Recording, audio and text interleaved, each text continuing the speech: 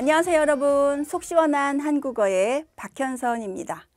오늘은 가늠하다와 가름하다 이 두 개의 단어를 구분해 드리려고 합니다. 그 댓글 중에 한국 사람한테도 이건 어렵다 이런 댓글도 있었습니다. 두 개의 단어를 굳이 구별해서 사용하는 경우가 많지는 않기 때문인가 봐요. 하지만 우리가 어떤 표현을 하거나 글을 쓰거나 할 때 정확하게 사용해야 되는 건 뭐 어쩔 수 없습니다. 그래서 두 개의 단어를 분명히 구별해 둬야 되겠죠.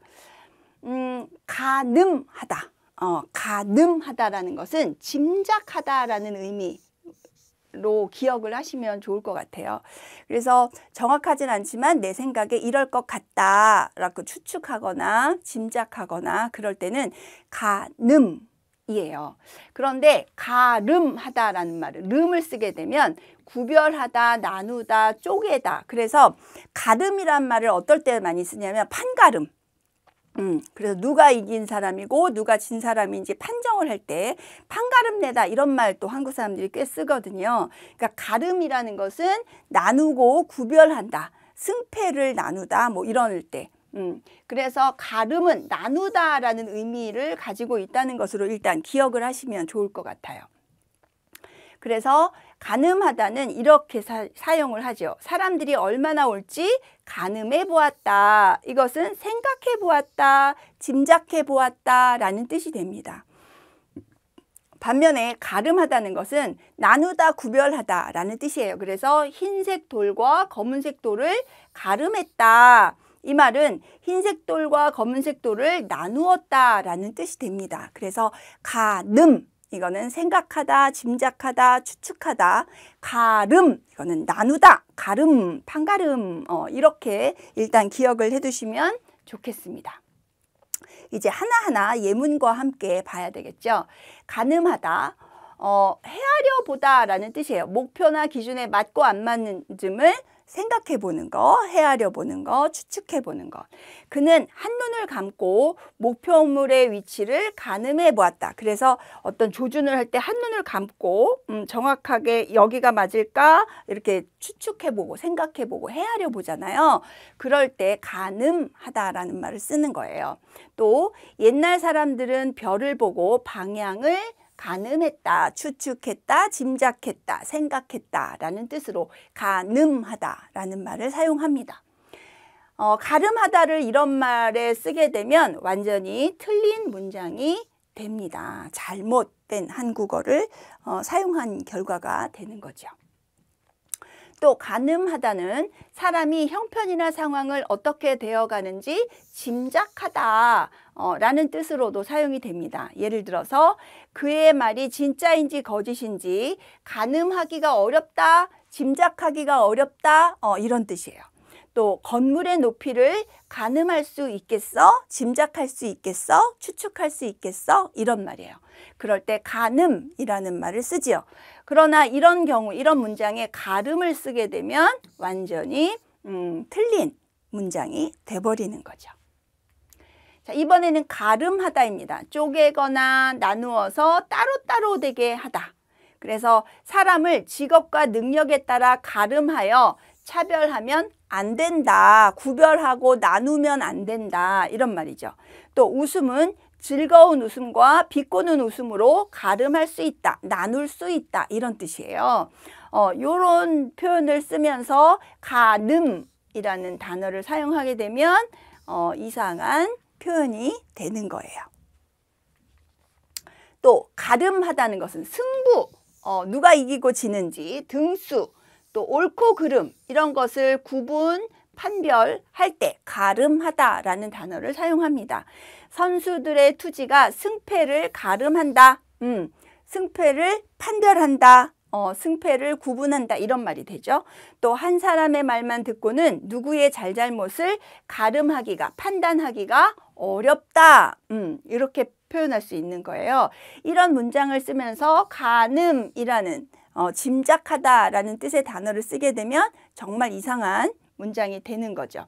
두 번째 문장도 역시 마찬가지. 잘잘못을 가늠하는 게 아니라 가름하는 겁니다. 자, 가늠과 가름을 문맥에 맞게 사용해야 하기 때문에 제가 6개의 문장을 만들어 봤어요. 여러분들 일시정지 해놓고 맞는 단어를 찾아본 다음에 저하고 함께 답을 맞춰보면 좋겠습니다. 자, 지금부터 일시정지하고 문제 풀어보세요. 자, 이제 저하고 답을 맞춰볼까요? 이 경기는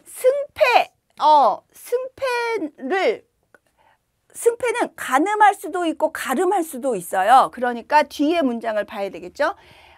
뭐뭐 하기 어려울 만큼 팽팽하게 진행되고 있다. 그러면 판정을 하기가 어려운 만큼 팽팽하다는 거죠. 그러니까 여기서는 추측이라는 뜻으로 써야 돼요. 승패를 판정하다, 구별하다, 이건 결과인데 여기는 지금 진행되고 있고 그래서 누가 이길지 추측하는 거잖아요. 그래서 이거 어려운 문장인데 가늠이라고 해야 합니다. 2번, 사람과 침팬지의 특성을 나누는 거겠죠. 그러니까 가름이에요. 가름하는 것은 과학적 지식을 바탕으로 해야 한다. 3번, 그의 나이는 판정하는 게 아니라 추측하는 거죠. 가늠하기가 어렵다. 그 사람의 나이가 많은지 적은지 짐작이 안 되네. 이럴 때 가늠하기 어렵다라고 하죠. 4번, 나는 그의 속마음을 짐작할 수가 없다라는 뜻이니까 가늠할 수가 없다라고 해야 합니다. 5번, 그는 높이를 뭐뭐해 보더니 이 정도면 넘어갈 수 있다고 말했다. 그러니까 높이를 어느 정도 짐작해 보는 거죠. 짐작이니까 가늠해야 합니다. 6번, 우선 이 계획이 실현 가능한 것인지를 가늠해 보고 나서 시작하자. 또는 가름해 보고 나서 시작하자. 이런 경우 가름이라는 것은 해보자. 가능한지 불가능한지를 결정 내리자 라는 뜻으로 하면 가름입니다. 그러나 그 실현 가능성을 짐작하다 라는 뜻으로 쓴다면 가늠도 가능하겠죠. 그래서 우선 이 계획이 실현 가능한 것인지를 짐작해보고 나서 시작하자, 판단해보고 나서 시작하자, 둘 다 가능해요. 그래서 사실은 여기서는 둘 다 사용할 수 있습니다. 다만 그 의미가 좀 다른 거죠. 가늠은 짐작, 가름은 판단, 구별, 이렇게 기억을 하시면 되겠습니다. 자, 정리하겠습니다. 가늠하다는 것은 생각하다, 짐작하다, 헤아리다, 이런 뜻으로 주로 사용이 되고요. 가름하다라는 것은 구별하다, 나누다, 쪼개다, 이런 뜻으로 주로 사용이 됩니다. 그래서 가늠하다는 것은 짐작하는 것, 추측하는 것, 이런 뜻으로 주로 사용이 되고, 가름하다는 것은 또 승부, 등수, 이런 것을 말할 때 주로 사용이 됩니다. 오늘 가늠과 가름 이렇게 구별해 봤습니다. 여러분들 앞으로 가늠, 가름 구별해서 사용하시는데 좀 도움이 되었을까요? 제가 많은 도움이 되었으면 좋겠습니다. 제가 앞으로도 더 열심히 할 수 있게 좋아요, 구독, 알림 버튼 눌러주시면 좋겠어요. 저는 또 새로운 내용으로 여러분들을 찾아뵙도록 하겠습니다. 그때까지 여러분 안녕.